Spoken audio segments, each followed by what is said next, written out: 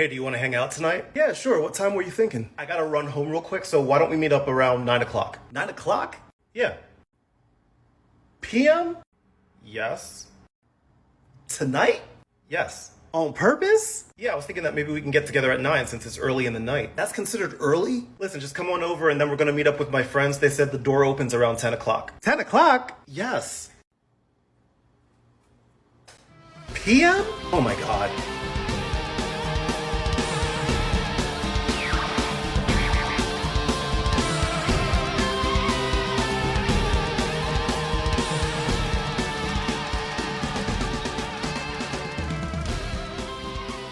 Hey, fun fans, it's We Enjoy, here with a regular episode all about The Curse of the Werewolf. In fact, that's the name of our movie in the main event today. Hammer Films 1961, The Curse of the Werewolf. As we continue our wolf run, we are the Mattitude Eric. I'm Matt Fowler. Say hello, Eric Goldman. Hello, everyone. It's just our second. It's definitely our second. I'm just wondering if there was anything else we've done with Curse in the title besides Curse of Michael Myers. But pretty close together. Curse of Chucky. Curse of Chucky. Because we did the Chucky series. Yeah, that's so right. Also, I said that this was. I made a point to say this was a regular episode because the people who aren't Patreon subscribers are going to get this. But because we've been on quite a run this month. Look, there are going to be some lean eating some months compared, depending on what gets released, movie wise and TV wise. But then there's going to be some feasts like there is here in October, where if you are a Hudson Hawk on our Patreon, you would get bonus episodes for Werewolf by Night, She-Hulk Season 1, and just recently Halloween Ends, which is the official topper to our Halloween run that we just finished before this werewolf run. And we are going 20 years ahead past the Wolfman into the 60s and into Hammer Films, their one and only werewolf movie, and we'll talk about that in the main event today. Before we leap, I believe, almost again another 20-year jump to the next. No, it is exactly 20 years. Yeah, so we're just jumping at 20 years. That should have been our pattern here.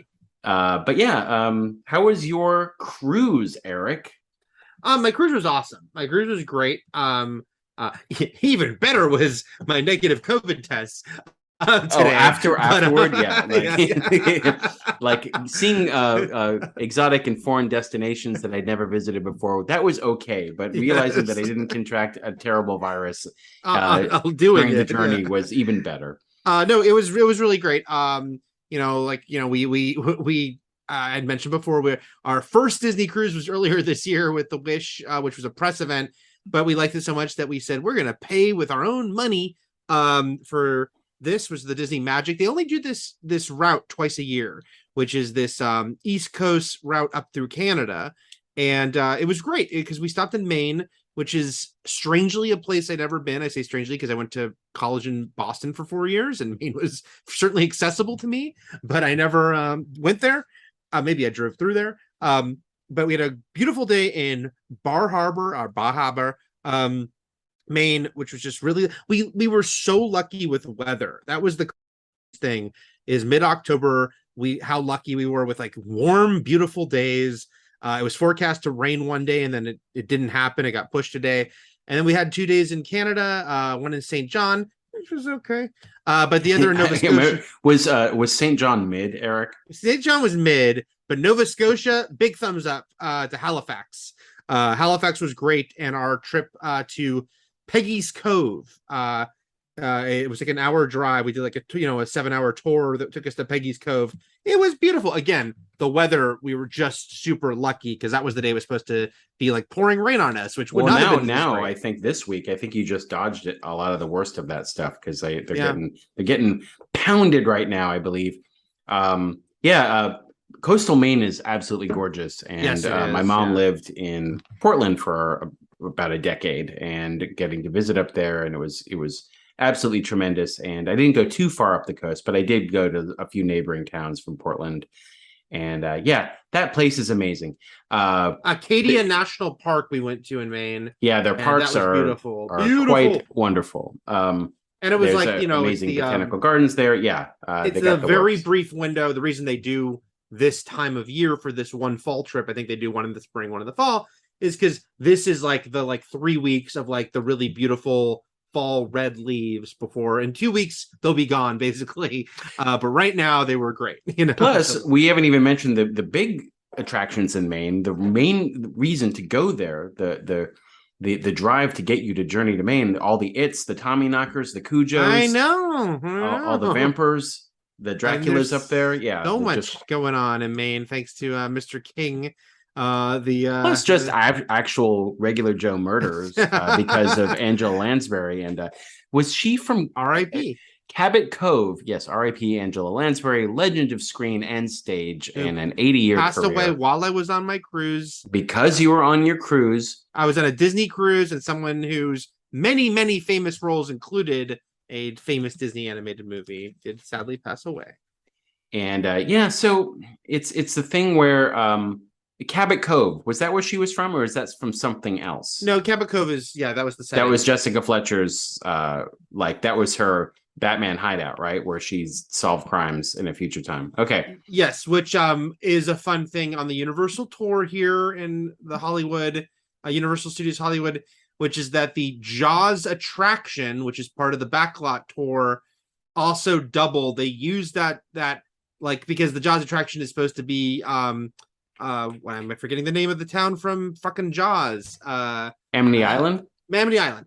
But Amity Island, not Amity Island from the movie, Amity Island from the Backlot tour stop was Cabot Cove as well for Murder, She Wrote, slightly redressed. So that's your just a place filled with death. Is what blood we're getting and at. death. Yes.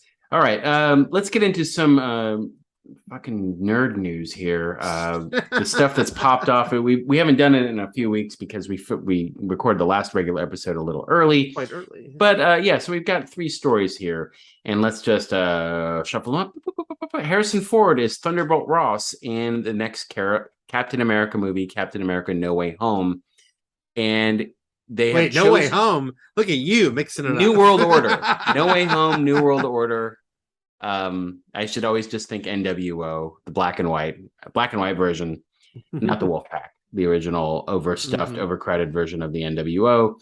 And so it is interesting where it's like with the death of William Hurt came the opportunity to just have the character A, not appear again, or B, just not, they could have died off screen or something like that. But they are doing an actual recasting effort here with someone else even more famous than William Hurt stepping into the role for this one movie.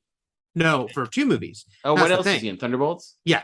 That was the thing, is that this casting had been being reported as a possibility for a few weeks, and it kept being that he would be in Thunderbolts. Now they're saying he's in both, that he'll be introduced in Captain America: New World Order in the role, and that he'll be in Thunderbolts. Okay, so the decision was then made, because it's 2 movies and because he's going into Thunderbolts, that Thunderbolt Ross should stick around as a character and not be replaced, or just sort of give a new character pops up and sort of takes the similar role, and it should be also a super famous grumpy person, which also fits the mold.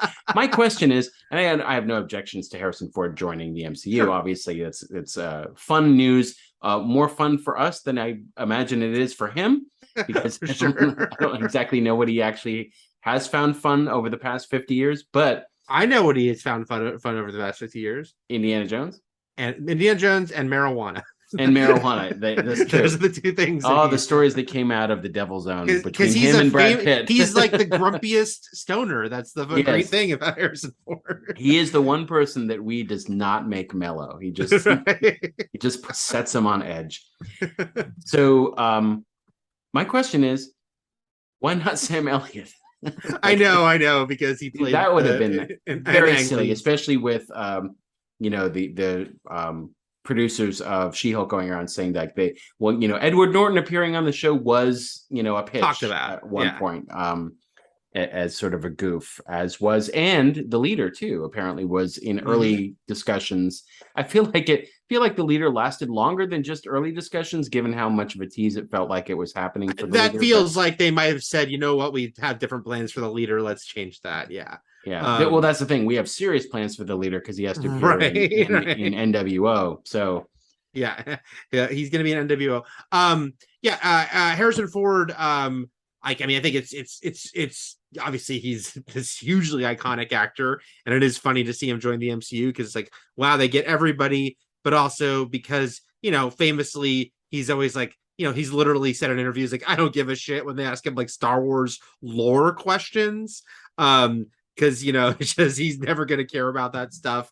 So everyone's already excited to see him do press for these movies, where people are going to try to ask him, like, "Ooh, are you excited that you might become Red Hulk, Harrison Ford?" He's like, "Fuck you." Also, what if this is the mega franchise that he literally does go back and not just watch all of the movies that came before reads this, all the comics, but reads all the comics and all the source material for and gets really into it. And finally, in his advanced age, he's like, "You nerd people you comic book dorks were onto something this whole time." And he starts reading all the Star Wars novels, and he's like, I know legends, I know the current canon. This stuff's great. It is funny. This is not me saying old people shouldn't do stuff, but at 80, it is funny to see Harrison Ford sign into not just a franchise, but a franchise that never ends. Like a franchise. Well, the thing is that I feel like Thunderbolt Ross's character, in one way or another, does come to an end in Thunderbolts because Harrison Ford signed on to it. You know what I mean? You might be very right. Like, it might have been like, if it was a different, lesser famous actor, there was like, oh, this person might stick around for 3 or 4 movies, but because it's Harrison Ford, he's like, I'm only doing 2. Right. And because it's like, I mean, look, old people shouldn't do things is somewhat safe credo, but it also depends on the old person. It depends I'm saying they should do things. No, they should not do anything. But it depends on the old person and their virility and their capacity to actually be active. Spoiler for the end of Thor: Love and Thunder. But there's an old person. No. I'm just saying that I was in no way surprised Gore the God Butcher died, because I didn't think they were going to get Christian Bale to be like, I'm doing a bunch of these. Like, yes, he did 3 Batman movies, but I don't feel he's now like looking for his next franchise to do a bunch of. So yeah, same thing with Harrison Ford. Like, I wouldn't, maybe he's a 2 and done guy. I don't know if he's going to pop up on, an episode of Miss Marvel season 2. He's just in She-Hulk season 2, like right. Being goofy. Okay, now I do want that. All right. Speaking of goofy, Twister is getting a sequel, not like a revival or something. Maybe it's a requel. They're requeling it, legacy sequel, decades later sequel to 1996's Twister, which starred Bill Paxton and Helen Hunt at the height of Bill Paxton and Helen Huntness, and an enjoyable, silly movie that did really well and was who was that? Jan de Bont? Who did that? Yeah, it was Jan de Bont's second movie. Follow up to Speed, and proving that he was a very capable, fun action director, and that in this movie, I remember being a little sour at the time that it took previous enjoyable rom-com stars, Jamie Gertz and Carrie Elwes, and turned them into these like sort of shit side right evil, like bad guy characters. Like Jamie Gertz wasn't a bad guy, but she was just like the fiance that you didn't like and was supposed to get dumped for Helen Hunt. And then Carrie Elwes was the evil tornado chaser, the storm chacer that was in it for the money, for the wrong reasons. Yes, it's just in it for the payday, the cyclone payday, that sweet storm chasing money. Yeah, man, if I could just if I had a nickel for every storm I chased. Yes. So this is one of those sequels that's like, it is funny that it's like, why didn't they do it back then? Especially when you think, because it was a big hit. They made a theme park attraction for it at Universal Orlando that only got torn down a couple years ago. And so, it's just funny that it's like, okay, everything old is new again, and it's time on the spin the wheel for Twister. But have you said the title of it, Matt? Have you said the title? It's supposed to be Twisters. Yes. Okay. When, by the way, To Wister was right there. I'm saying, okay, but anyway, Twisters is fine, which means there's more than one Twister. I get it, but who's in this movie, Eric? Who from the original? Well, they Helen said Hunt? the main, they said the main character is going to be their daughter, with the hope of Helen Hunt being with in the it as hope well. of Helen Hunt coming back in. Yeah. Because we've already lost Bill Paxton and Philip Seymour Hoffman. Yes. All right, Carrie Elwes could still be in there. Like maybe he's like, no, wait, he died. I forgot. Never mind. Spoiler for Twister. Singular Twister. Well, of course he died. He deserved it. He was not doing it for the right reasons, for God's sakes. Yes. So the storm could sense that. That's the thing. Yeah. The storm could sense that he was materialistic and shallow and killed him. I haven't seen Twister in forever, so I also don't remember if Alan Ruck or Jeremy Davis died. I feel like I don't everyone think died. any of the good guys died. Okay. Joey Slotnick, I believe, was also in that movie. Who Maybe. I knew from The Single Guy. Anthony Rapp was in that movie too. Oh, was he? Yeah. So let's just we're doing my favorite thing, which is naming the actors. Naming everyone is listing the cast. You love naming people. I just love it. Well, like I'm a dad, so like when I drive down the road, if I see billboards or signs, I just say them out loud. That's right. I you know what else I forgot about Twister? Looking at his wiki page, that Michael Crichton co-wrote it. Did he? So this was like also the height of like Crichton mania, because ER, Jurassic Park, Twister, Congo. It was like this was. Well, I remember Crichton mania. I remember Sphere, Congo. Yeah, like I remember Jurassic Park led unto a much lesser Crichton movies afterwards, because every book was just sort of. I'm surprised they didn't remake the Andromeda Strain, but yeah. Well, I was shocked it took so long to remake Westworld. Once I saw it, Yeah, that's true. That wasn't an actual book, though, right? Like he just wrote the screenplay. It was an original film. Direct. So, Congo is bad. We saw that together, didn't we? Yeah, we did in Westwood. Not Westworld, Westwood. Wait. If I recall correctly, Matt, I saw Congo with Jonah, but ran into you. This happened a couple times. I was seeing Congo separately? No, I think separate Congo plans? A couple times I ran into you and Joe seeing movies in Westwood. Usually I was with Jonah, and I think this happened. You had Jonah, I had Joe. Yes. No, not. But we did watch this movie in the same theater, but we might not have sat together. Yeah, I was like, I'm not sitting with those turkeys. That's right. I just remember at the end they outrun lava, and there were monkeys or apes, gray apes that protected the diamond mine. I remember Tim Curry's line, "Diamond mines of incredible bounty." You're remembering way more of I remember. I actually have Congo fully memorized, root to snoot. So yeah, I could just recite Congo for you. Oh shit! You know who is also in? I'm sorry, guys. We were on a tangent here. You're doing my thing. You're still this is gimmick infringement. What's happening? Not only am I doing your thing, but I'm doing a callback to a special episode that not everyone could have listened to, either for timing or if they aren't Patreon, Hudson Hawk patrons. But I'm looking at this cast list for Twister, and Patrick Fischler is in it, who is the actor whose name you couldn't recall when you were talking about the actress in Halloween Ends, and who is in Mulholland Drive and all. Yeah, yes, who was a customer of yours. He was he was a customer and the husband of the mom of the dead kid in Halloween Ends. And he's been in a lot of David Lynch stuff, and he just has a ton of credits, but there he is. Because he's got a unique look, unique eyebrows, and so unforgettable. He was on Lost. All right. Let's move on to this third story here, which is just more of me being bitter about Batgirl being shelved, which is to say... can I tell... Wait, I have one thing. I just want to say... more news that's fit to twist? No, I just want to say on Twister, while I'm thinking about it, is that Universal Orlando, because they had the Twister attraction, they used to tell you if you took like the little tour, they don't have like a backlot tour, but you can like do like the tour walking tour, and they told us about how much Bill Paxton and Helen Hunt hated each other, and that's why their footage they did for the ride wasn't together. They're on separate screens having a conversation. And apparently it's like because they were not going to come back to do the theme park ride together, since they didn't get along at all making the actual movie. Anyway, now we can move on. I don't like it when people don't get along. I know. Not just in movies, but in general. In general, yeah.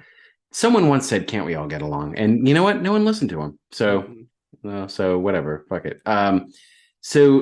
Apparently, and I guess it's not really a surprise, but like, what the the Sony Spider-Verse has been doing with its villains is also what Warner Brothers is trying to do with Matt Reeves' specific Batverse, and that he has been tapped to sort of, as well as, is he still working on the Penguin and the Arkham shows? Right? Yes. Okay, so the Penguin series is still with Colin Farrell, is still underway, and then there was also this Arkham Asylum like origin series. Is it an origin or like Arkham Now? Do we know anything about that? All right. Yeah, I don't know enough about that. But anyway, he's basically sussing out right now and trying to figure out how to do movies focused on Batman villains, which I assume would kind of be origin stories for dudes like Scarecrow, Clayface, and Professor Pig. But I mean, Clayface, I'm excited. We talked about how, like, I want these Batman movies to finally embrace like the fantastical characters, which they've really shied away from. And Clayface is a character that has been done both ways, because the original Clayface did not have powers. He was just a master of disguise thing. But then later on, Clayface was a freaking mudman, sort of Sandman like, shape-shifting, whatnot. The best performance being Alan Tudyk on Harley Quinn, but yeah. Yes. So who the hell knows? But it is funny that you bring up the Sony Spider-Man movies, because it is a good comparison, only in that the two best comic book rogues galleries, I'd say, are Spider-Man and Batman, for sure. Yeah. And it also, those are the two headliners for each company. Like, just the most popular hero, Spider-Man. I mean, you could have made an argument for X-Men, but movie-wise, based on like the movies that these two have produced over the past 20, 30 years, these are the two main stars of Marvel and DC. But of course, then becomes but does that mean they should star in their own movie? Nope, it does not. Yeah. And again, this just like focusing on male anti-heroes, which I assume that these characters will be in these movies, because just assuming, because that's what they did with the sort of the Sonyverse. It's like, just like focusing on like misunderstood anti-hero men while Batgirl sits on the shelf is just upsetting. And Matt Reeves, I feel like, is a more competent person. Like I enjoyed the Batman stupendously. I thought it was an amazing movie. I watch it over and over. It's one of my current most recent have on in the background movies. I just like it a lot. Way more than like the people who are churning out the Venom and Morbius movies. Right. So it's like, is there a better creative drive behind this? Yes, but I don't agree with the idea inherently. Right. But whatever. They'll have to work to impress you, is what you're saying. What I'm saying is, impress me, Matt Reeves. I'm saying, make it about you. I'm the one you have to like win over here, me. That's what all the press he does for this. He's going to say about. He's like, if I could just make Matt Fowler fucking happy for once. Stop bitching on his podcast. All right. And then that does it for the news. Do you have anything to add to the Professor Pig of it all? No. I mean, again, I'm a slightly gentler version of what you think, which is just it's like, hey, Matt Reeves is super talented. These are great characters. I don't know if they all need their own movies. I mean, let's not forget Joker making $1 billion.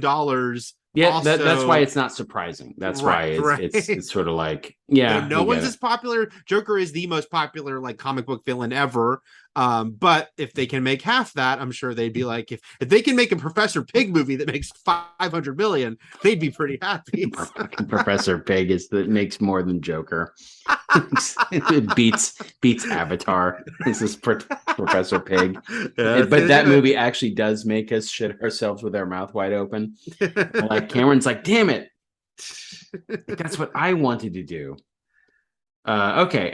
No write-ins this week, so we got no listener Patreon messages or emails to read. But yeah, if you are a Patreon, either a Super Fun Fan patron or a Hudson Hawk patron over on our Patreon, you can message us there. You can also tweet at us at the Eric Goldman and the Matt Fowler, or We Enjoy Podcast on Twitter, or you can write into weenjoypodcast@gmail.com if you've got something on your mind. And thank you everyone also for who are the Hudson Hawks and are out there listening to these bonus episodes. And we're doing them for you. We're doing them. Eric is trying and he'll probably win me over to do even a fourth one in October for Black Adam, if he can twist my arm. Look, I'll see Black Adam using my Alamo pass, so it'll be fine. It's more than 2.5 hours. Funny I'll if we lose. did one for Morbius. I'm just saying. Why would it be fun from Morbius? Yeah. I'm just saying, like, things that we skipped. I mean, I'm all for the bit, but not when it involves Morbius. Perhaps not in it for the Morbius bit. That's a really that's an advanced bit. That's AP bidding. Here's what I can say about Black Adam, Matt. It's better than Morbius. Okay, well, that's the thing. That's what I say about Mo. He's the smartest stooge. There you go. Okay, let's get into our good things to enjoy. Our recommendations this week. We both, and once again, because there are a lot of shows. Did you know there's a lot of goddamn TV out there? We are once again I think we've been TV heavy, streaming series heavy, because we've been watching so many shows. And I only mention that because it's very frustrating that I can't add TV shows to our letterbox list. Oh, I know. Unless they're a mini series, yeah. Yeah, unless it was like Under the Banner of Heaven on Hulu or something like that. So yeah. What is your recommendation, Eric? What is your series? My recommendation is very acclaimed show, but I know because of Peak TV being Peak TV, everyone hasn't watched it yet. I hadn't watched it yet until this past week, which is Reservation Dogs, which is on Hulu. It's an FX production on Hulu, in the US, I should say. Disney Plus outside the US. But they just completed their second season just a couple weeks ago, but I had not seen a single episode of this show until last week, when I decided, knowing that I was going to be on 2 long flights, but also on a cruise with a lot of, cruises have downtime and full days at sea. I wanted things to watch. And so I loaded up my new iPad I got, and I put every episode of Reservation Dogs on there, and I promptly watched every episode of Reservation Dogs because I freaking love it. This show, succinctly is about 4 Native American and indigenous teenagers living in Oklahoma on a reservation. And it's funny. That's all I knew before I started watching it. And I thought it was a comedy, which it is. It's very funny. Yeah, but it's an FX comedy. So it's like Atlanta. It's like, it's one of those things where it's like, it's kind of mostly drama. Yeah. I mean, this show made me cry a ton. It's like Barry's a comedy, right? Like, right, and what the fuck is Barry most weeks except harrowing, Right. So, but like Barry, when they want to make you laugh, they succeed on Reservation Dogs, and it can be very funny. But there's also a lot of sadness to it. Taika Waititi co-created it, so he's kind of like the biggest name around the show going into it. But Sterling Harjo or Harjo, sorry if I'm not saying his name right, who is an indigenous filmmaker, he's the co-creator and the main primary like showrunner and creative force on the show. I think he has a writing credit on almost every episode. But yeah, it's a very funny show, very sad. The thing is, it's about these 4 kids, but right from the start, there's this backstory that there was a 5th member of their group who died a year before, and that is a major part of the show. Is like his death, what it meant to them, how it happened, the weight of it is kind of looms over the show as a thing. But I do want to say it's not always a bummer. This show, it's very funny, and the way they do it is very interesting because there's the 4 kids. And when it began, I'm like, okay, I understand, like these two of them are kind of the leads. Like 2 of them are kind of a little bit more, centered. Alora Dannon, named after the Willow character, played by Devery Jacobs, who's going to be an Echo next year. And the character Bear, played by DeFaro Wunatai. They're kind of more prominent at first, but then eventually the other 2 members, the characters, Cheese and Willie Jack, not only they get like their own episodes, like they get episodes where it's like just them and the other characters aren't even in it or barely in it. But then as the show continues into season 2, it really does an awesome job of like the world building thing, because they do episodes about so many of the peripheral and supporting characters.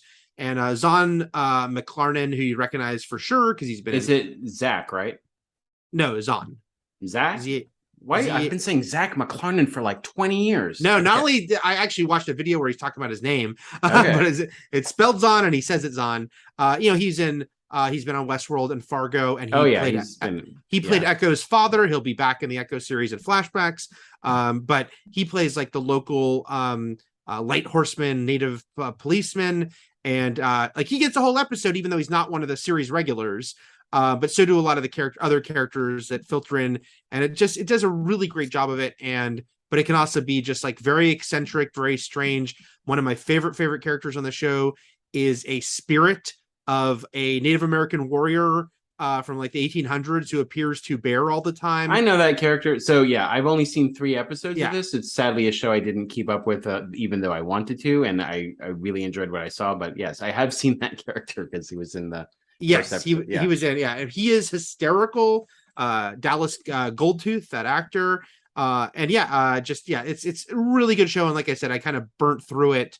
And I'll repeat a quick story that's not about the show as much as my viewing experience that I already told Matt, which is just that when you download episodes on streaming services, they will expire, especially if you start watching them.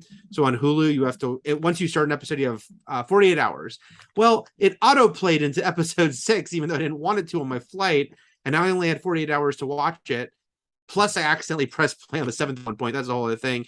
And so they both expired on the cruise, and now I was pissed because I couldn't watch 6 and 7, but I had all the other episodes, and I wasn't going to skip 6 and 7. And the internet wasn't good enough on the cruise to download them again. But in one of my stops, I just went into the port, into the station. They had Wi-Fi right there and was able to quickly download them, except I downloaded them on Disney Plus because I was in the alternate universe of every other country where there is no Hulu. Where things are on different streaming services because of the lack of Hulu. Yeah. But if you sign into Disney Plus over in another country, it shows you everything that's in that country. So I was like, oh my God, The Walking Dead on Disney Plus, American Horror Story, that a lot of you, if you listen to in other countries, you're like, yes, that's how it is. Anyway, it was trippy for me, man. But I got my reservation docs. Anyway, it's great whether you watch it on Hulu or you watch it on Disney Plus. Highly recommend it. Half-hour episodes, 18 total. It's not a huge time consumption. There you go. Yes, it is definitely a show that I want to at some point do kind of probably what you did, which is just absorb the first 2 seasons all at once. You reminded me of when I went to Maine once to visit my mom and watched the second half of Breaking Bad season 2, which was a season of TV that I kind of stopped watching midway because it got a little too heavy and dark. I know it's me, Matt Fowler, talking, which is weird because that's how I like it usually. But that was like, wow, this is really, this feels like lead in my boots. And so, but then I finally by that point, the season was over. So I binged it on the way Christopher Nolan wants you to watch things on my phone. The rest of Breaking Bad season 2. What I'm saying is Maine is a good place for binging shows. Okay. My recommendation is Queer for Fear, which is a 4-episode, at least for the first season, docu-series on Shudder. And it is all about the queer influence on the entire horror movie and television genre as a whole. Not just like, because it starts with books. It starts with Mary Shelley's Frankenstein, and she was a queer author, and then even into Bram Stoker and stuff like that. So it is really a really insightful and interesting element, like docuseries about the gay creators of horror, the directors, the stars, and how so much of horror was coded to be actually about sort of LGBTQ themes before you could be overt about it, and how a lot of people who were gay and were closeted, 100 years ago,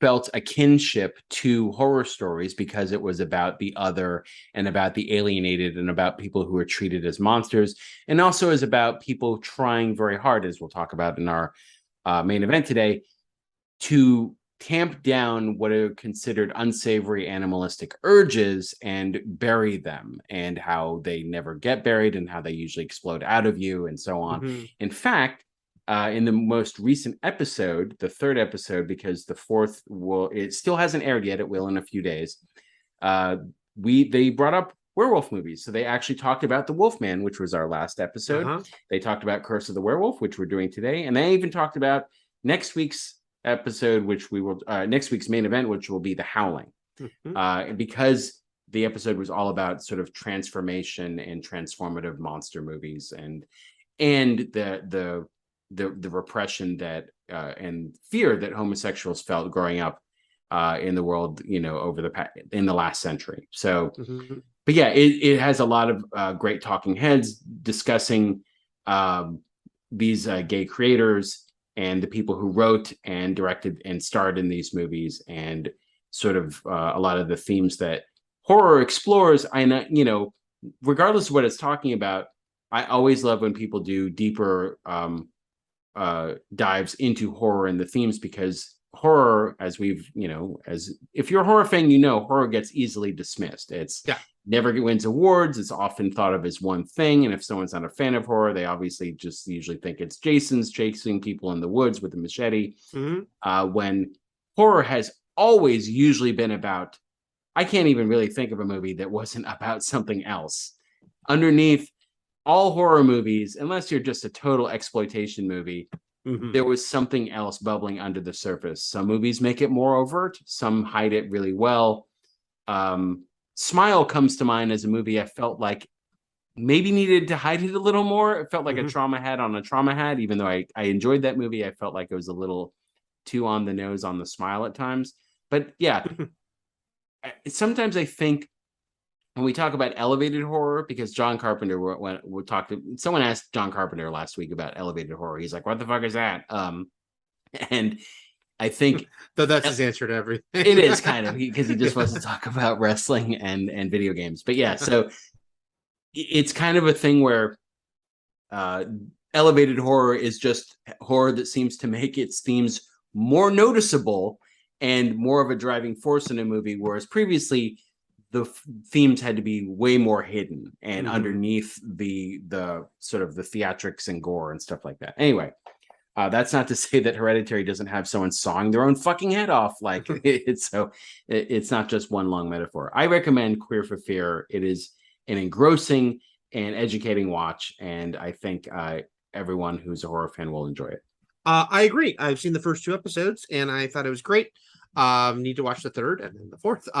But yeah, it's really fun, really interesting stuff. I loved Osgood Perkins talking about his father, so Anthony that was Perkins. great. Osgood Perkins, who also directs movies now, the son of Anthony Perkins, who Eric actually went to school with. He was a friend of we had a mutual friend. I went to school with him. Did he not go to Oakwood or anything like that? I didn't go to school with him. We have a mutual. We hung out a little bit through a mutual friend. Okay. But that episode talked a lot about Hitchcock too, and James Whale, who Ian McKellen played in the movie Gods and Monsters, the director of Frankenstein, and other people of the silent movie era, moving into talkies, into like Hitchcock movies of the 40s and 50s. But yeah, it's a great watch. I always feel like super name droppy, just has a kid who grew up in LA going to private school and like he just met people. But yeah, I knew Osgood casually. We always got along well. He's always very nice, but we weren't like good friends or anything. So I was never going to like ask him about his dad. Like, here's the thing, Eric. Here's the thing. Yeah, I don't think Osgood Perkins is a full name drop. As far as like, no, but saying you carpooled with Chris Pine is a name drop. But it's like I met Anthony Perkins through him, etc. But my point being that Osgood has such an interesting interview talking about his dad. I'm not saying he's nobody. I'm saying you shouldn't have to feel like an asshole because you met Osgood Perkins. Okay, but anyway, Osgood's interview is great. Just talking about his dad, what he felt about, sort of the legacy / burden of being Norman Bates for the rest of his life, but also his dad's sexuality and, the life he led as like a gay actor who eventually was going to marry a woman and have 2 kids with them, Osgood and Elvis. It was a very, I never heard him talk about all this stuff. And it's a really, really fascinating interview. It was, because they specifically talk also about Anthony Perkins coming back for Psycho 2 and then the other sequels. So yeah, and wasn't he just in Nope, by the way? He was. Yeah, he had a bit part in Nope, which is a movie I recommended previously because I liked it. Okay. I also want to mention, because just as a tangent, because that's what we do, you mentioned Smile. I just want to mention what a fucking huge hit Smile is. Crazy hit. because it's just barely dropping another big Yeah, hit for I don't want to bemoan Smile because I love it when horror does well, because all horror ships rise in the horror tide. But yeah, I enjoyed Smile. It wasn't one of my in a year that's been amazing for horror. It wasn't one of my favorites, but I enjoyed it. But just very impressive. What a year for Paramount, with obviously Top Gun Maverick, but then you also have Scream, and now you've got this. They've had a lot of hits this year. But also, just the fact that it's dropping so little each week, even when Halloween opened, it didn't drop that much. Looks like it'll break 100 million. So you never know. And it's also a huge, interesting thing because Smile was produced and intended to debut on Paramount Plus until they test screened it. It was going to be a streaming only exclusive. Yeah. And it really, I feel like it's a really notable case study for a lot of these movies that were like, this could have been a hit in the theater, for Paramount to see what Smile did and for other studios to see what Smile did. Here's an idea for what we can do for another run on this show if we want to go back into horror after this eventually, which is like do some of the elevated horror movies from the 90s. Yeah. Because from the 90s. Smile, I'm just saying, like, Smile is a great example of a low budget horror movie that requires no stars. Like horror never requires a star. It never requires a huge budget. Even sci-fi can't claim that because sci-fi usually has to come with some sort of budget. It doesn't always have to, but it does more than horror. And so, nobody knows that's. I didn't know going in until afterwards that's Kevin Bacon and Kira Sedgwick's daughter, but that doesn't make her a star either. But like the point when like after Silence of the Lambs cleaned up at the Oscars, that you had like Tom Cruise and Brad Pitt starring in Interview with the Vampire, and then Misery, and then Francis Ford Coppola's Dracula, and like when briefly acclaimed directors and big stars started like dipping their toe in the horror pool. I always found that a fascinating time as far as like because horror had been such a dirty birdie in the 80s, especially in the early 80s, as far as like the slasher boom. And then seeing what like the early 90s ushered in as far as like no, this is like horror that like mainstream grown-ups will just go watch, not horror fans, but like regular folk, because it's got Tom Cruise. So anyway. No, I'd be up for that, Matt. I think we're gonna do that. All right, let's get into our main event. Briefly mentioned already, next week's main event is 1981's The Howling, which I don't have AMC Plus, so I will have to find a way to watch this. But if you have AMC Plus or the AMC Plus add-on through Prime Video on Amazon, you can watch The Howling. AMC Plus, sadly, unlike HBO Max, does not allow you to log in with a cable or subscription unless you have very specific, unless you have like Comcast or Xfinity or something. It definitely doesn't work with DirecTV, so I do not have it. But that is next week. And let's get into The Curse of the Werewolf, which is a movie neither of us had seen. And we can open by talking very briefly, I think, about Hammer Films, which really Hammer Films made movies for decades. They are a British genre film company that sort of cornered the market in B movies that were thrillers, horror, crime, sci-fi, some sci-fi here and there, but like really, but really struck gold with 1958's Dracula, or what was known here in the States, Horror of Dracula, that starred Christopher Lee, and was such a massive phenomenon, that movie, that so many people of that generation remember that movie as the seminal Dracula movie and Christopher Lee as seminal Count Dracula. So it was like they took these monster characters that had become famous from the Universal monsters, but Dracula, Frankenstein, the characters not owned by Universal, just those versions of them, and so they could do their own adaptations. Of course, many people have, but Hammer was like this very notable era of this resurgence of those characters specifically, but then also just these other monster movies, a lot of recurring characters, and also they were in color. That was a huge deal, is that you were now seeing Dracula and a werewolf and the Mummy and Frankenstein in color. And more modern, and for people, so because a lot of the people who grew up with the other ones just remembered sort of the lumbering, slow pace of the Universal black and white movies. And these Hammer movies had a lot of, great British actors. They're a British-based company.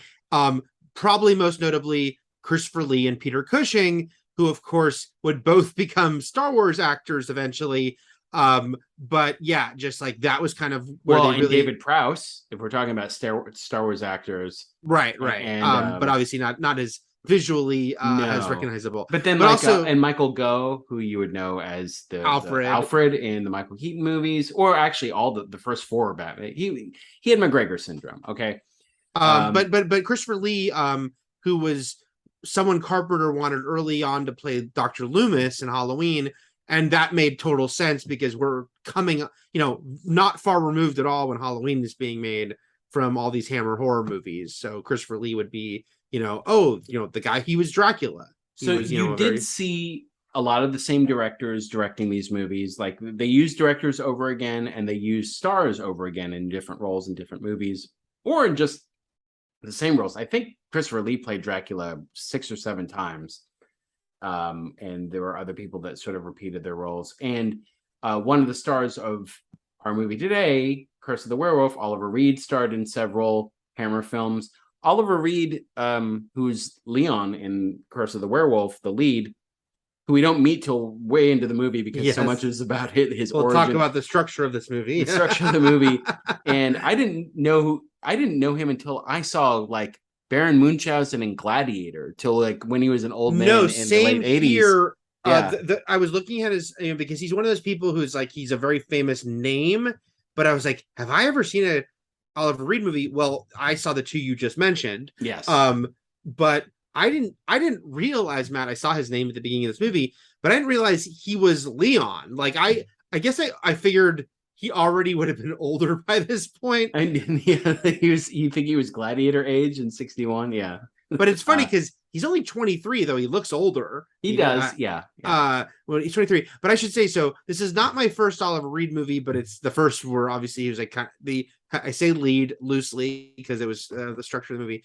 But the strange thing is, and I know I mentioned this a couple weeks ago, but it's like I've never seen any of the Hammer movies. It's a very strange, glaring absence in my life if someone has watched so many horror movies. A horror movie, yeah. There's not a reason for it. I just never have. I know it's funny to watch this one, which is not one of their like super renowned ones. It's the only werewolf one they made. But I've dipped my toe finally into the world of Hammer. And what a toe dip it was with the Curse of the Werewolf. I guess at this point, 2 for 2 of dads killing their sons at the end of the turn, and then it just goes for the end. Although at least this time the big difference here is he knows it. He knows it. He knows it's Leon, obviously. Yeah.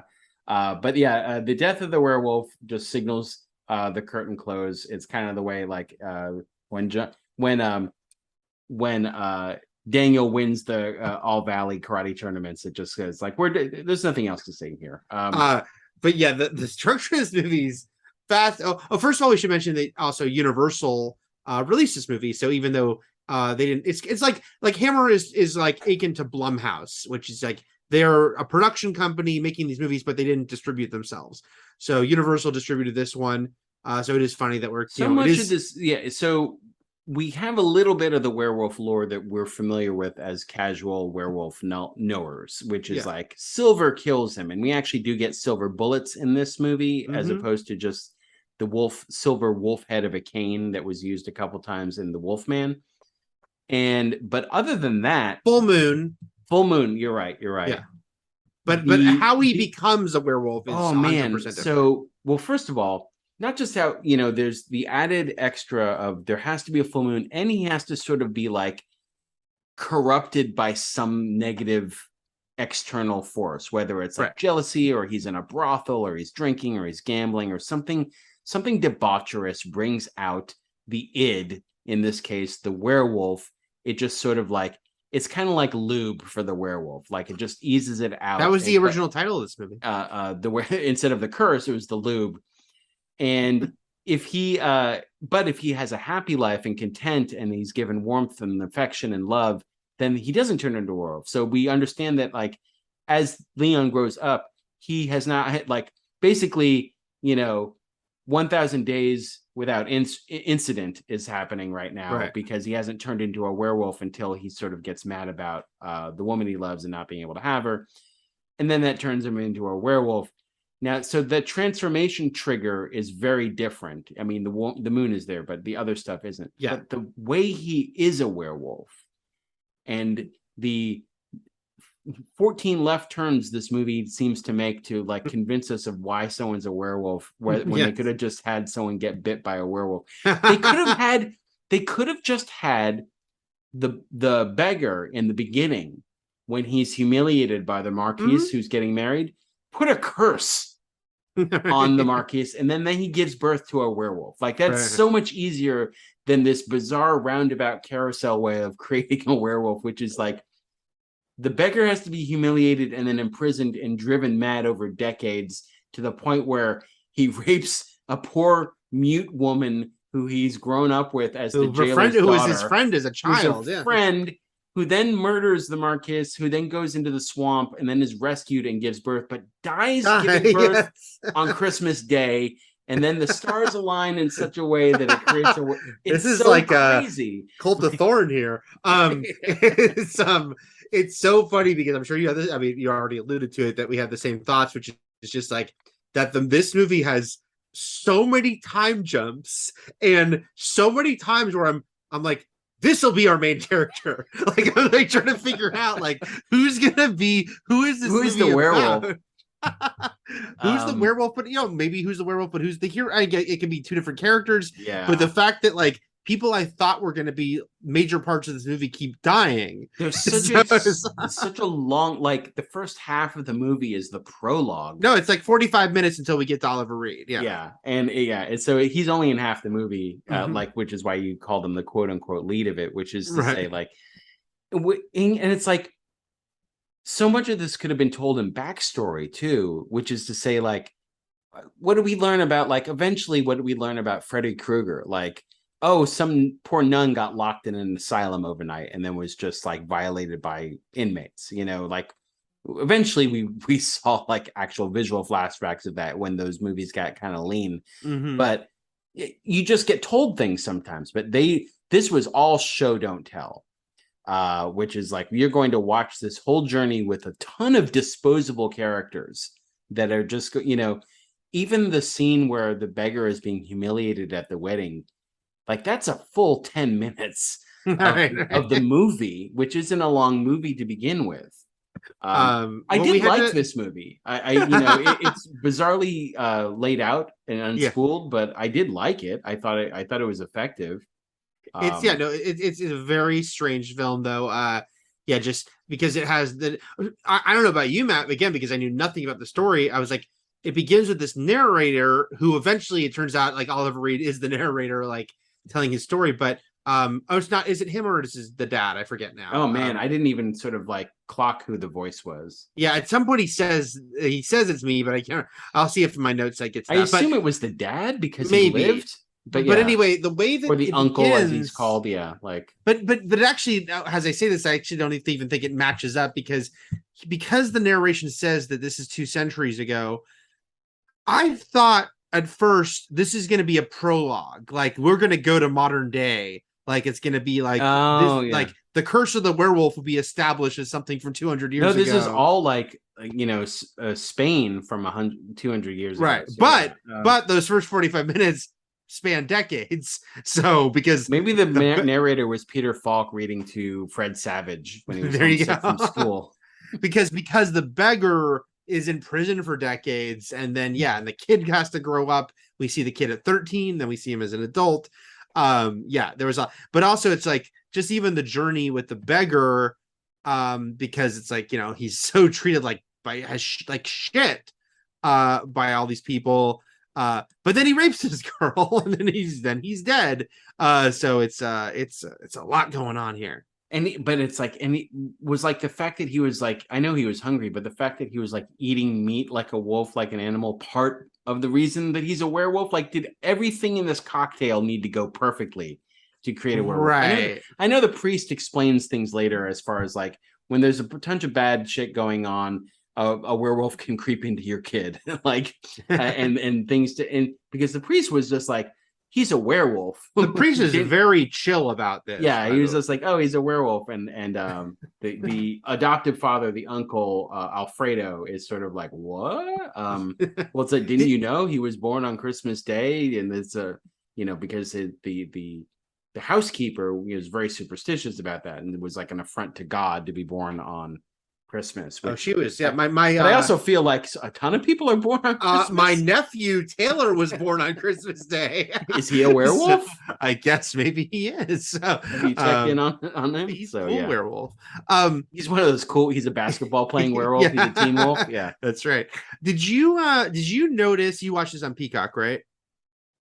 Or yes. Did you? No, I did. Yeah. Did you notice? I tweeted about this. There's a very bizarre thing in the opening credits. I did a screenshot of it where something has been like sharpied out, and it has to have been like a copyright or something because it's smaller than the other actual film credits. Here, I'm sending it to you in our chat. Oh, I was gonna look up your Twitter. Yeah. Okay. Anyway, so Peacock clearly didn't do it. This was clearly done years ago. Anyway, it just fascinated me about what was about this old movie that at some point. Oh God, I can't even see, I could barely see that. But yeah, if you see like across his nose. I was just too focused on his sweaty, oozy eyes for this. And he's crying sequence. Too. He's crying. He was crying. It looked like he was crying blood. Maybe. Well, this is a sad story. Again, I have a feel. Most of these werewolf movies, again, unlike vampires, who sometimes it's a curse, but a lot of times they kind of make the most of being a vampire. Because a lot of times it's like, I feel strong. I feel strong. Like I'm immortal and all this. And the werewolves kind of suck. The werewolf is more like a curse. It's a curse and affliction. The whole blacking out when you become a werewolf, I think, is a huge part of that. Not only do you become sort of like a smelly beast, but you also have no recollection of all the horrible murders you committed the night before. And so, this is another sad story. And unlike the last movie, which was also a tragic tale of a guy who gets bit and he, doesn't want to lose his life this way, but he becomes a werewolf, which is a horrible thing to be. This guy seems like a pretty good guy. Like, again, like this isn't like like as a kid, he was going around killing animals, but like after they solved that shit or sort of tucked him in, he was good. You know what I mean? Like, it's kind of like Bruce Banner, right? Where it's like, you're good for a while and then you get destructive, at least in the early Hulk days. And so it's always a bad time to be a werewolf. Never a boon, always a bust. And I like we get to it at the end. I like his look as a werewolf. Yeah, me too. When we finally see him, I thought he looked really cool because he kind of go for the gray, the salt and pepper wolf look. I didn't know what to expect. I've no actual sort of mental calendar of what effects were like going from decade to decade that long ago. Yeah. So it's like, I don't know, because you look at the posters for these movies, and the posters look way more sort of primitive than the movies themselves. Like you look at the posters for Christopher Lee's Dracula movie and this movie, it's like, you think they kind of the movies because they're usually like paintings, right? Yeah, this movie looked good. Like I'm sure it was done on the cheap, but the production looked really good as far as the sets go. Well, it feels like, I mean, Hammer, they were a machine. Like they probably also used these sets for a lot of other things that they were making. I'm guessing too. Okay, so basically, a long time ago, a beggar walked into town. He gets humiliated and then kind of imprisoned by this awful marquise who we kind of time jump there later too, where his wife's already dead and he's alone. The wife who was like sympathetic to the beggar, she died off screen. Well, again, I don't care because she just forgot about this guy too and left him rotting in a cell. Like, know what's going on in your own house, lady. also like the Marquise is so awful. Obviously, he's just picking boils off his face, but he's such a horrible person that he when he like wants to like get laid by his new wife seems to be after he's humiliated the beggar. Like that's what turns him on. Oh then yeah, he starts checking out his wife. He's like, he's like, yeah, yeah. Now I want to do this. Also, it's funny because they tell us that that the wife died. That basically like he was so awful, and that his wife died. And the jailer died. The jailer died, and also he lost the few friends he had because of how awful he was. I was like, wow, I'm surprised he had any friends, because at the beginning people were laughing along, and it seems like it's because they feel like they have to. But I'm like, I guess he had a couple people who were like, this guy's a good guy. And then eventually he crossed the line. I want to know what line that was. He also gets boners when he humiliates people like us. And that's how they bonded. Okay. And then the whole thing with this mute woman. Again, creative choices seemed a little arbitrary during this entire prologue. Why is she mute? I don't know. Maybe this woman couldn't act. Maybe they just wanted to make it so that no one could hear her scream in the jail cell. But again, I thought she was going to be in the whole movie. So I thought, you thought she was the main character. You don't know. No, like, I thought she was going to be a main character. Is this the Halloween Ends of werewolf movies? It keeps you on your toes. It sure does. You never know what's happening next. And by the end, after a while, you're like, is there a werewolf in this movie at all? And I'm guessing if I were to watch other Hammer movies, it would be in a tribute to theirs of many buxom women with cleavage that probably is not at all appropriate for the era this is set in. Like, it possibly, because they're out to titillate, and no pun intended. It is also in Queer for Fear. They talk about how these Hammer films influenced the Italian horror movie movement.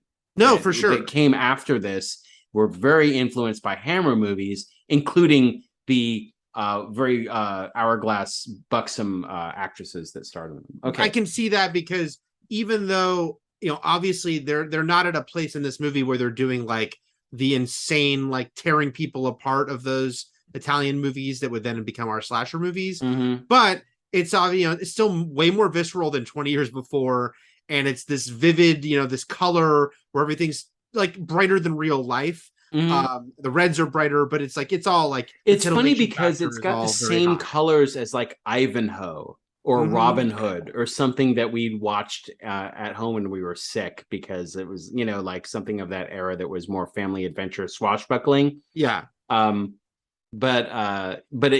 still, because it's still saturated with those colors like that, except it's about rape and murder and wolfing, stone cold wolfing.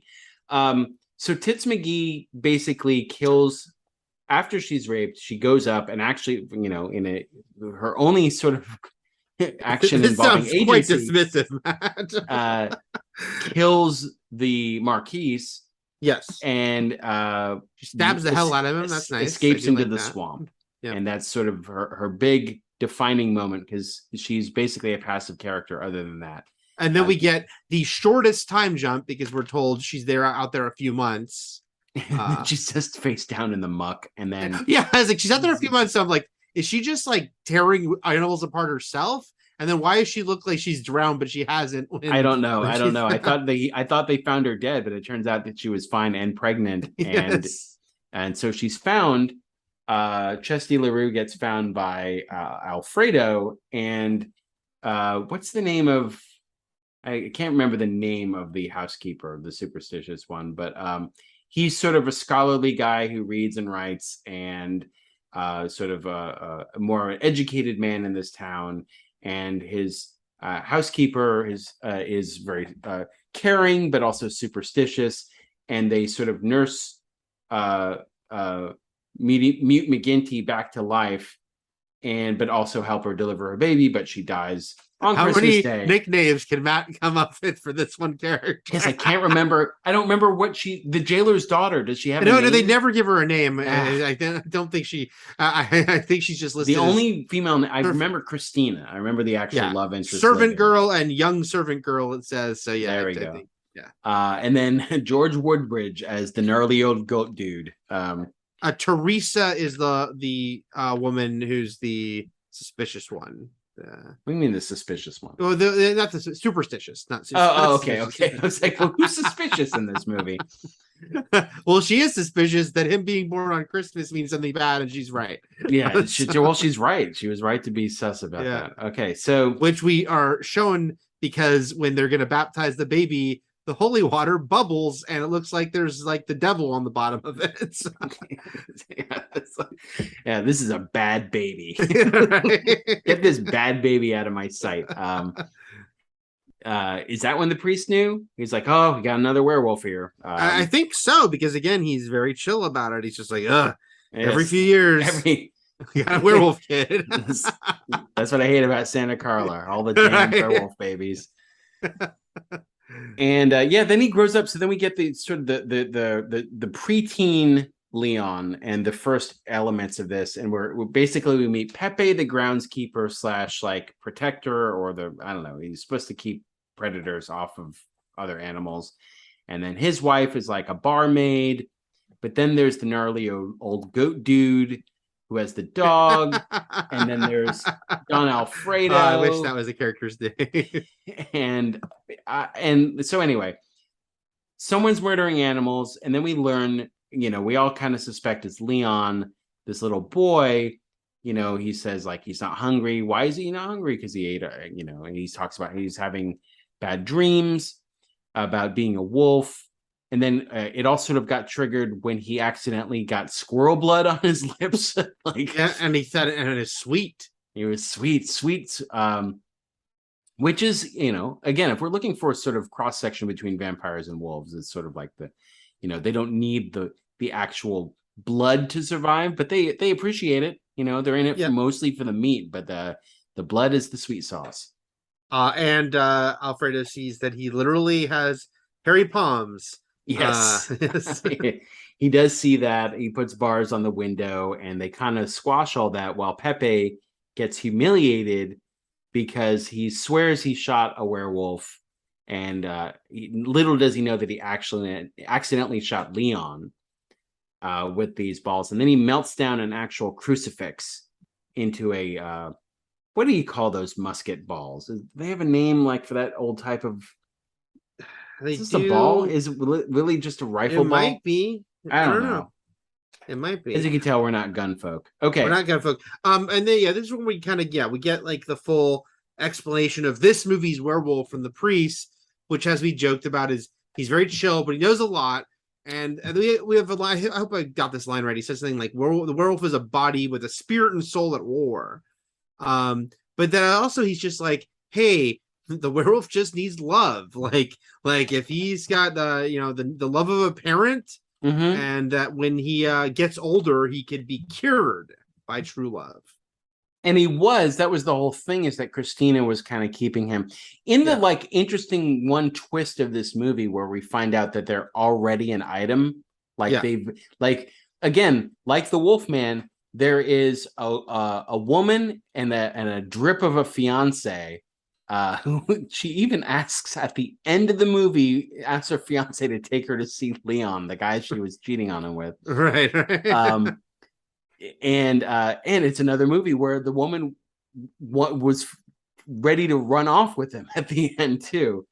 And look, how much is this coincidence to say? Because this is based on a book called The Werewolf of Paris. At the same time, as we mentioned, Hammer is directly making Frankenstein and Dracula movies because that's a copyright. Those characters are not copyright. Now, Universal is the Wolfman, but anyone can make a werewolf movie. But I'm just saying, some of these echoes might not be that coincidental because they probably had in mind. What would Hammer movies do with Winnie the Pooh? Now that Winnie the Pooh is public domain, you do so much. By the way, I wanted to mention too that Hammer Films has actually done some recent movies, one of which was one of my good things to enjoy way back, I think, when this podcast started, which was actually, am I having a Matt brain fog moment? A classic Mattism, which is like, did I recommend this? The Lodge. Did I recommend The Lodge as a good thing to enjoy, or did it just come up in horror movie conversations about movies we like? This I could not tell you. I'm going to try to tell you as we talk here. The Lodge had Riley Coe in it. I believe you did. I never say her name right, but and Jaden Martell from the It movies. And very briefly, Alicia Silverstone and Richard Armitage. If you didn't, you were recommending another movie, and you did talk about it. Yeah, you talked. That was a Please Hammer Don't Hurt a movie. as well as you did on our Matrix Revolutions episode. There we go. Thank you, spreadsheet Eric. Thank you. And he also Hammer Films also did the underrated, the unnecessary but also not terrible Let the Right One In remake from Matt Reeves called Let Me In, which I enjoyed as well. That is I say you could watch either, honestly, even though I agree. purists will say only the original, but Let Me In was good. It is good. Okay, back to Wolf's. Let's see, where were we?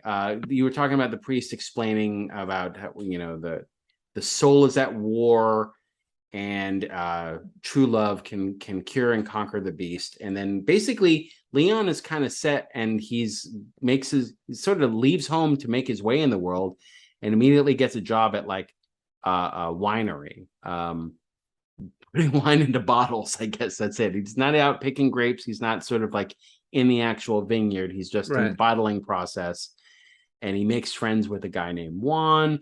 But then, so we find out that he's already been seeing his boss's daughter, who is engaged to be married, but we don't even go through the courtship here.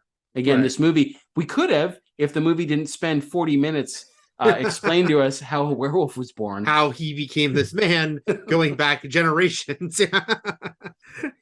We could have done a whole thing where Leon met Christina, and we saw them like meet, and she's like, no, but I can't, I have a fiance, and he's like, but you can, I'm Leon. We didn't get any of that. And it's so weird because I'm like, there's a version, even if you took what we saw in this movie, you could have just begun this movie with, we found this poor mute pregnant girl and she died in childbirth. Yes, but no, it's like, she can just open. The film opens with her face down in the swamp, and that's it. Right.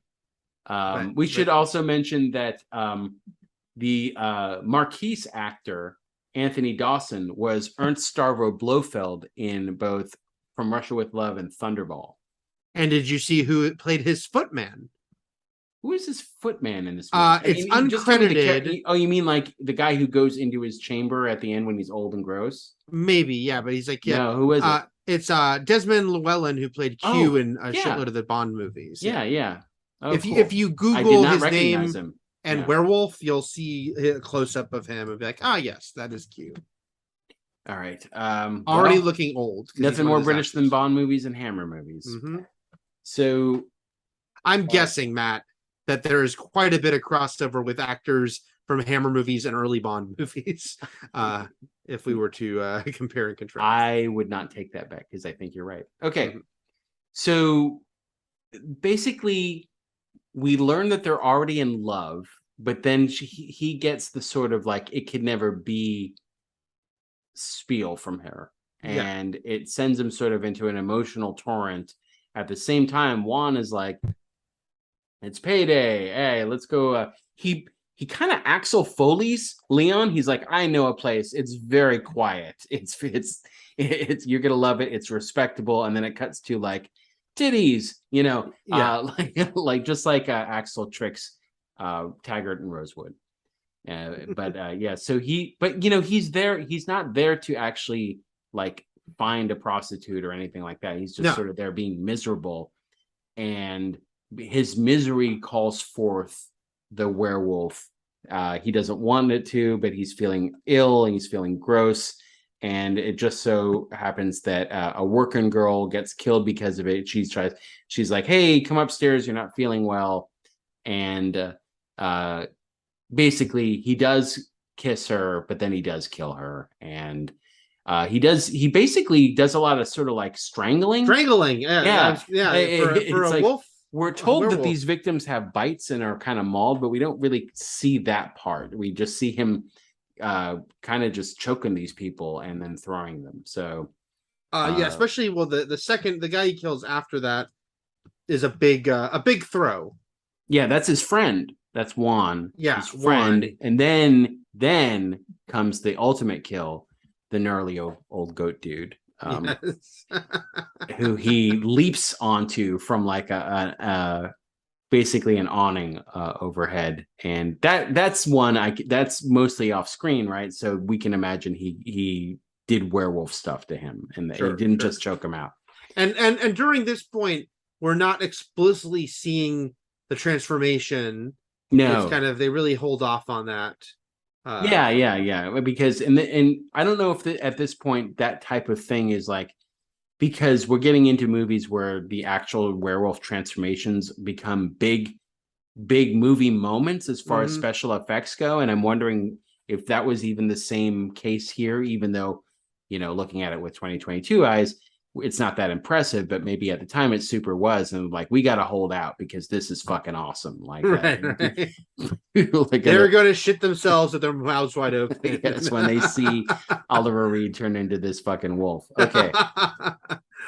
So yeah, they hold back on it, and then but then again, we're in the third act of the movie already. This is already the end of the film, because he goes on this murder rampage, and then he wakes up back home having a nightmare, and he's already like a person of interest because they find his clothes. Yeah. And he goes to Christina and wants to run away from everything. I think he knows the walls are kind of closing in on him.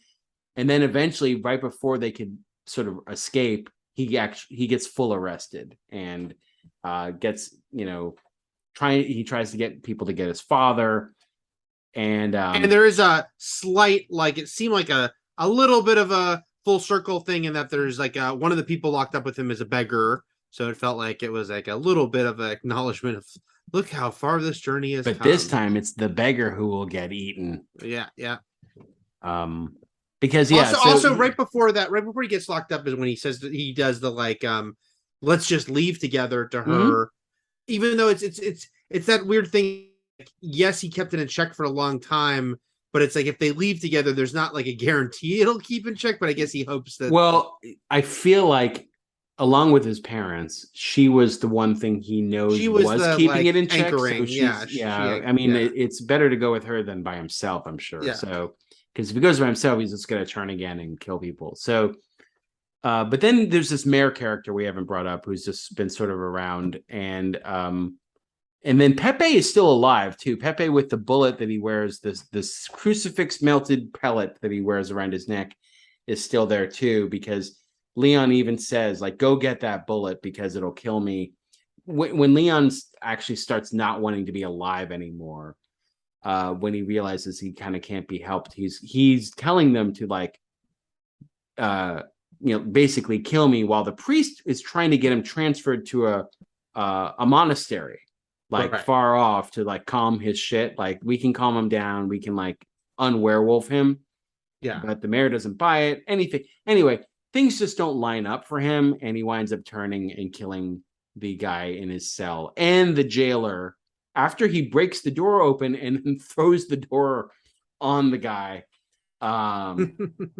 But then I thought the whole end where he's sort of running on the rooftops and he's getting the full Frankenstein treatment here. Where that was interesting to me. Yeah, the villagers have torches. Yeah, the villagers coming with the torches.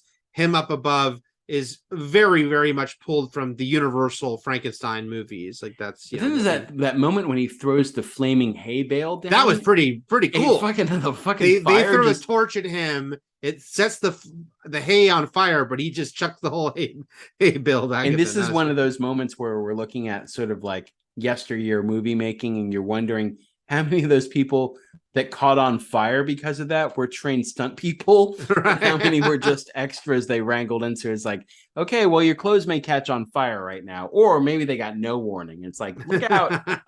We'll see what happens. But yeah, I also agree that, like, I liked the werewolf makeup a lot. Although it's funny because when you see the full body is a little goofy, but the close-ups of his face look very good. And I wondered if I was trying to tell, it seemed like when you see the full body shots, it might not even be the same intricate face makeup they used for the close-ups, which is very possible. Like, then they had like the full werewolf bodysuit. They weren't going to have them do that. They're going to use like the working mask. The working mask, yeah. But then it's funny because he ends up in the bell towers, and then it feels like the Hunchback for a moment. Mm-hmm. Yeah, and the ringing of the bells, and that's where his keep saying his father, his adoptive father. It was his father. But he can say that. He called him uncle, is what I mean. Like, as a kid, he called him uncle. Yeah. corners him with a gun. Again, you already noted the fact that he knows he's killing Leon. It's not like he thinks he's just killing a beast, and then, oh no, Leon underneath. And I'm trying to remember, didn't Leon told him use the silver bullet? Yeah, no, he did. He told him to go get the bullet because that part of the werewolf lore is intact here and simple, and unlike the actual becoming convoluted birth path that he took. Okay, so he shoots him dead, and the movie's over. And a nice bit of blood spurting from him again. Yeah, and body twitching on the groundness, and again, huge difference from 1941. Like, a lot more is happening on screen here 20 years later. Well, that's another thing that I think horror movie audiences at this time were experiencing as kids, definitely for the first time, is red blood. We're talking about color horror movies, and this is something that's is very striking. If it's not something you're used to seeing, as movies shift into color, seeing blood is wholly different than seeing a car go by. Right? It doesn't matter. Yeah. So, and very specifically, fangs, or there's a very famous shot of Christopher Lee in his first Dracula movie where he gets really feral and ferocious, and he's got blood all over his face, and his eyes are, I can imagine that's terrifying. Like back in the late 50s, early 60s. So I'm sure, because this is a year again, because color movies have been around for a couple decades at this point, but it was selective. It wasn't every movie. They went back and forth. Yeah, they went back and forth, and this is a year after Psycho, which is a major sort of step in visceral horror with a very famous murder scene, but it was in black and white. And so the color, famously they used chocolate for the blood because it was in black and white. So to see, there would be audiences who would be used to that, which freaked them out. But this is going to be like, oh shit, it's in color. This is going back to a conversation that we had 40 minutes ago, but I don't remember if for the Queer for Fear recommendation, I said that it was executive produced by Brian Fuller. I don't believe you did. I don't think I mentioned that. And I only remember that now because I'm remembering how NBC got away with copious amounts of blood on Hannibal, Brian Fuller's show, by making it really dark to the point where it was almost black. Right. And because the red was too red. And that was the whole thing. It's you can... The amount of blood on that show, and people who watched it know, especially in the season 2 finale, and graphic gore, so much blood. But because it was a muted down red to the point where it was so dark, they got away with it because it wasn't blood, right? And so that was another thing I think that was that Psycho was able to do because it was in black and white, and they could use very famously chocolate syrup for that shower scene. But here come the Brits, and they're pushing they're bebopping and scatting, and I'm losing it. Yes. All right, Curse of the Werewolf, Eric. I did enjoy it, and it's crazy. It felt like it, especially since half of the movie was the origin. Right. Yeah, it was a tight 90, and the first half was spent with characters who wouldn't matter. Well, it's so funny because House of the Dragon, which I guess we could talk about if we want to do a special episode or not for that, but House of the Dragon, I haven't read the source material in this case, that book, the separate book that is about that stuff. Yeah, but everyone has mentioned that season 1 is pretty much all prologue in the book, and that's why we're getting all these jumps. That season 2 will presumably be the story, and so that's what I thought of. We have to say this. I think season 2 were definitely done. I don't know about time jumps, but we're definitely done shifting actors. I believe. Yeah. I think people will be grown by that point. Yes, but I thought of that watching this movie. Because the first 45 minutes, I'm like, oh, this is how people describe the House of the Dragon in book form. And then it's just oh yeah, all this stuff. A lot of people are like, oh, I didn't even know if they would do all this in House of the Dragon. So maybe if you read the book that this is based on, Werewolf of Paris, you'd think the same thing. They included all the lore. This movie just needed someone jacking off to feet, and then it would be like House of the Dragon. All right. Yes, it would. If you haven't watched Spoilers for House of the Dragon, that's a thing that happened. There you go. That somehow bothers people way more than incest. What that show is always a great litmus test for like, what is your "they've gone too far this time" line, when depending on what they show being so insane that it's like, oh no, this is too much. We'll talk about this more next week, but was The Howling the movie your mother rented for us on accident, when we were trying to rent something else?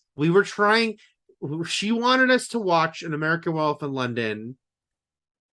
And I'll tell this story now. We'll repeat it probably next week. We can repeat it for 2 weeks if we want. But that she was like, this is a great movie. She kept saying it's about two guys on vacation. That was her big. That's right. That's right. And The Howling is not about two guys on vacation. And it opens and we're like, we're London. We're the two guys on vacation. Yeah. But we did say that phrase quite a bit. Two guys on vacation. And, later in life, it was replaced with two guys pushing, but now it's two guys on vacation. All right. We're just two guys on vacation. But I do remember we watched that movie, and again, Howling also ends with meat on a grill, I think, because I remember we were also fascinated by that. Spoilers, man. Spoilers. It ends with a hamburger, as all movies should, as this movie should have. Anyway, until The Howling from 1981 next week, everything is possible, but nothing is real. And Shakma. Shakma. Shakma!